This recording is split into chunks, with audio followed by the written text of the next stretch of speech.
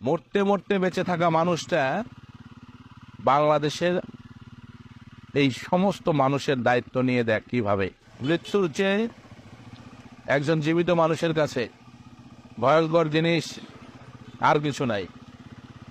সেই মৃত্যুর মুখ থেকে একবার নয়, অনেকবার ফিরে এসেও যে মানুষটা বাংলাদেশের সমৃদ্ধির জন্য কাজ করে, আমি শুধু অবাক হই একটাই কারণে, আমার মনে আক্ষেপ নাই, কষ্ট নাই, কিছু নাই। তা আমার নেত্রীর বয়স ৭৭ বছর পার, তার মতন একজন মানুষ অক্লান্ত পরিশ্রম, এবং তার মানে কি নিজস্ব, এই যে ঈদটা যাবে না, ঈদের সময় আমাদের আত্মীয় স্বজন পরিজন কত জায়গায় যাওয়ার, কতজনের বাড়িতে দাওয়াত খাওয়ার সুযোগ আছে। শেখ হাসিনার কি আছে বলতো দেখি? শেখ হাসিনার কি আছে? শেখ হাসিনার ওই বাবুর্চিরা রান্না করে, মাঝে মধ্যে হয়তো বোন আসে, বেড়া বেড়ি আসে, এই পর্যন্ত। কিন্তু তার তো